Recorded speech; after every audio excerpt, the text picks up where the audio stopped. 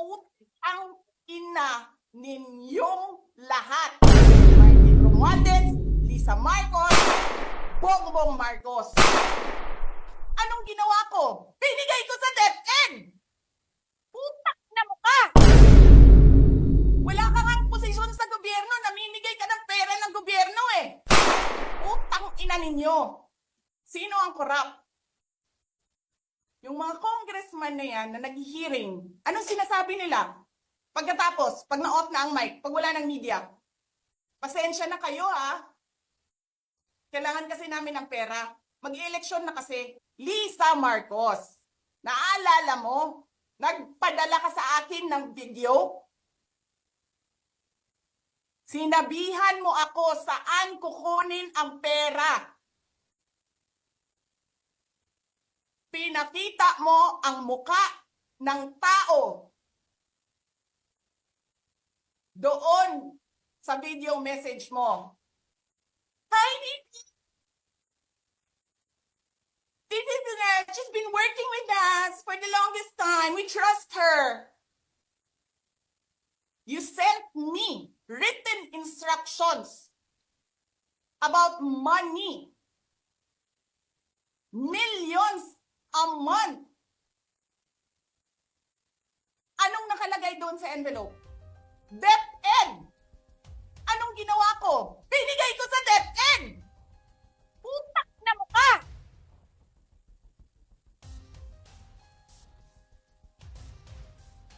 Wala ka nga posisyon sa gobyerno, namimigay ka ng pera ng gobyerno eh.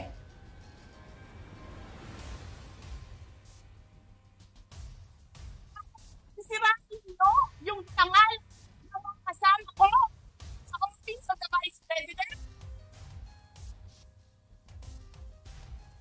Sasabihin nyo sa mga tao, nakaw yan, confidential funds yan. Niwala nga kayong isang proof na confidential funds yan. Naniwala lang kayo sa isang babae na ang pangalan ay Gloria Mercado na nagsabi confidential funds yan, na hindi nyo nga nilabas na wala pang confidential funds, meron ng white envelope. Kasi 2022 pa lang, tangina mo ka, may utos na ng pera sa DepEd. Tapos kami yung nagsisinungaling? Nagpipigil ako eh. Kasi gusto ko lang magtrabaho. Gusto ko lang tapusin nyo na yung show ninyo dyan sa House of Representatives para makabalik na kami sa trabaho namin. Tapos ganyan ang gagawin ninyo sa amin dahil hindi kami sumusunod sa inyo? Dahil ayaw na namin tumulong sa inyo?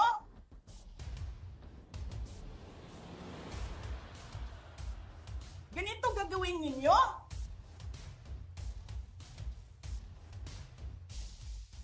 Presidente ka, may speaker ka na involved sa bribery ng Supreme Court justices. May video, may kaso, may witnesses. Hindi mo tinanggal yung speaker mo. Pinabayaan mo siya abusuhin ang pera ng bayan. Paikot-ikot sa buong bansa, namimigay ng pera na para bang kanya yung pera.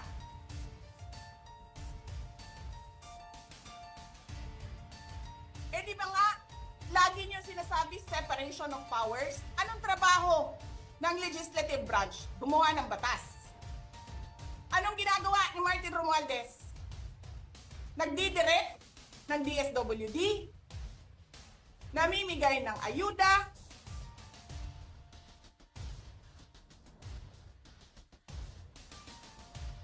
nagsasabi kung anong bibigay, anong ibibigay, anong gagawin, sino ba ang presidente dito?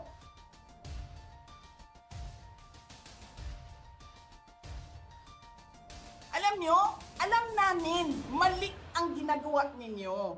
Sinabihan ko lang mga kasama ko sa Office of the Vice President, pasensya na, sumunod na lang tayo para matapos na sila.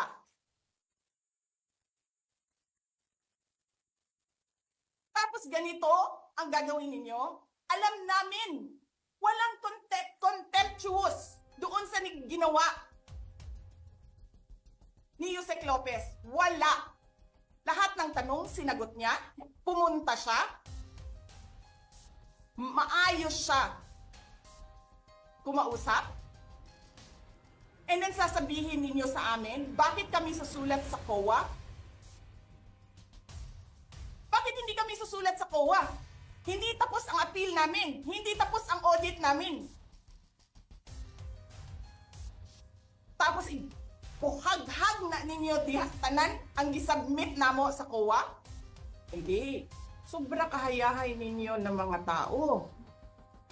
Kaming lahat sa Office of the Vice President, Monday to Friday ang mga trabaho namin. Sa ibang opisina, Monday to Friday. I'm not saying na bawal yan. But, alam mo yon, that is something that civil service should think about. May mga opisina ng gobyerno, 4 na araw lang pumapasok. Yung iba, 5 araw pumapasok. Nandyan sa daan, sa init, sa ulan, nandun sa bundok, naglalakad, tumatawid ng mga sapa. Monday to Friday, mga government employees. And then we have a House of Representatives. Monday to Thursday lang ang trabaho.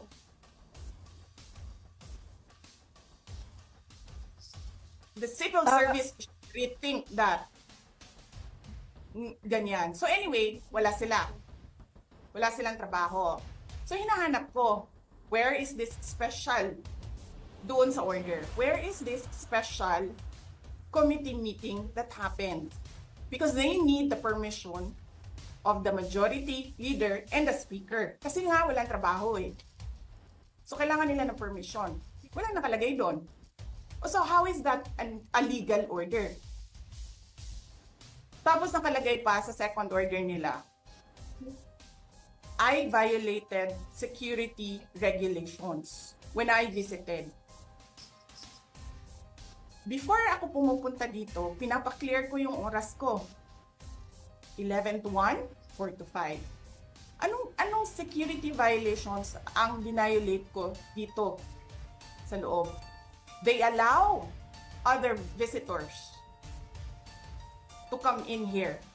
Pero ako, sinabihan ako kanina, hindi ka pwede bumisita dyan sa loob. Doon kayo sa visitor center. Ililipat namin. And then I said no. Sabi ko, sinabi ni Secretary Chua, through that lawyer, I think Attorney Agnes, I don't know if I remember the name correctly right now, na yes, she can visit subject to the guidelines of the detention center.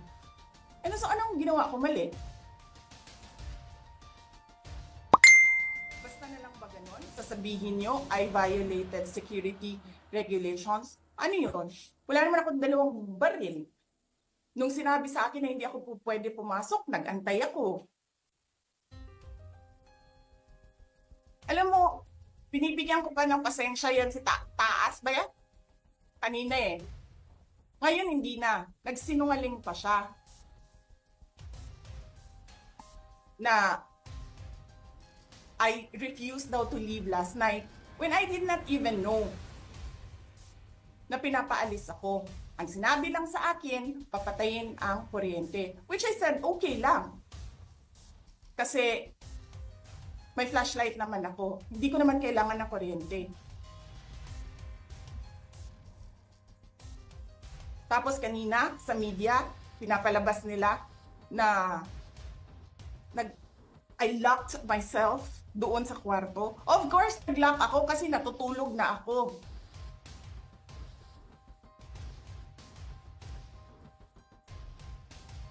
Tapos, what? Bawal ako magstay sa opisina ni Congressman Pulong Duterte. Bakit? Is not that government property.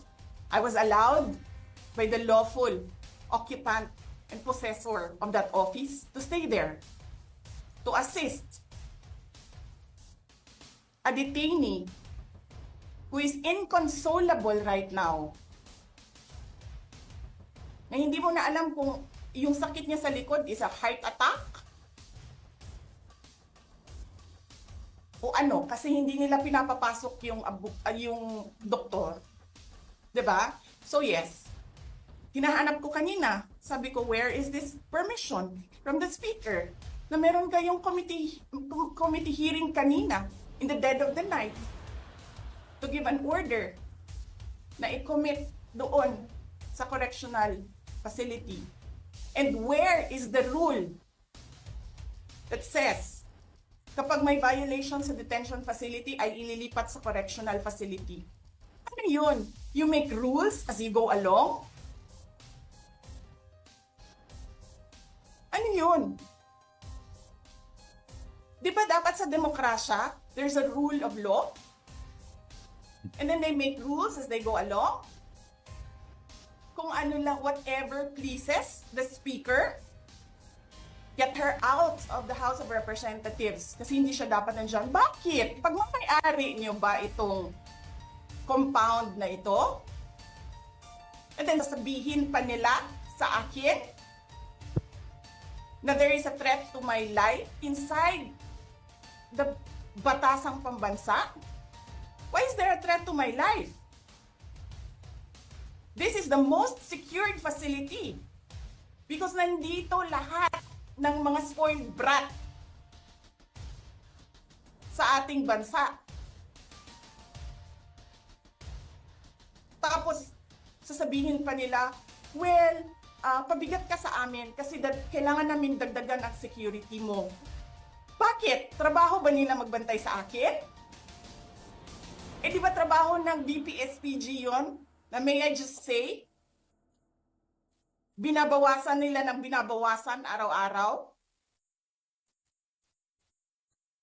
Na as if this office is not the second highest office in this country, and only because umalis ako sa administration?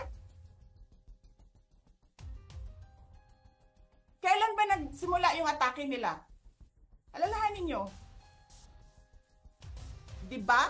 After ako nag-resign sa DepEd? Kailan ba nagsimula yung pambabastos nila? Last year. After that meeting with the Makabayan Black and Martin Romualdez. They started destroying my name, pummeling me in the media with a multi-million PR campaign. Pinastos pa nila ako ng mga pagsisinungaling nila na kesyo taksil, kesyo korap, abusado. Putang ina ninyo! Sino ang korap? Yung mga congressman na yan na nag-hearing, anong sinasabi nila?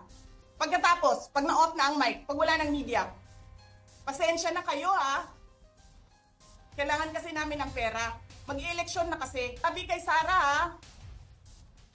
Hindi ko naman gusto tong ginagawa ko eh. Eh putang ina, hindi mo pala gusto ginagawa mo eh. Bakit mo sinisira pangalan ko? Joel Chua.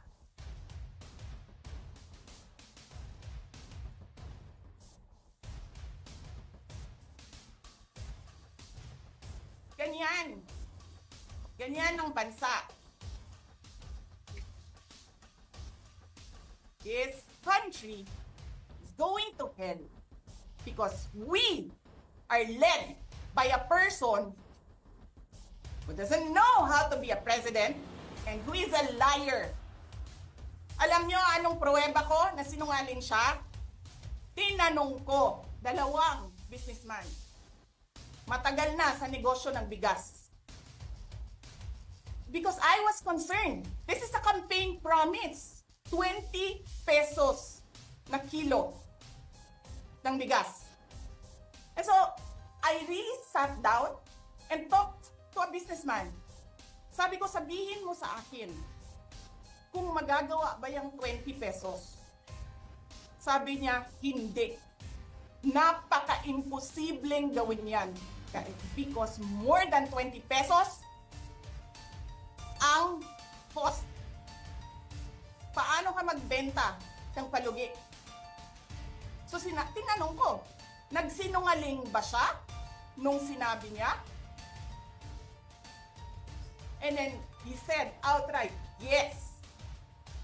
It's either he did not know what he was talking about, that's so incompetent, or he was lying through his teeth to get the votes of people. Putang ina ninyong lahat. Martin Romualdez, Lisa Marcos, Bongbong Marcos.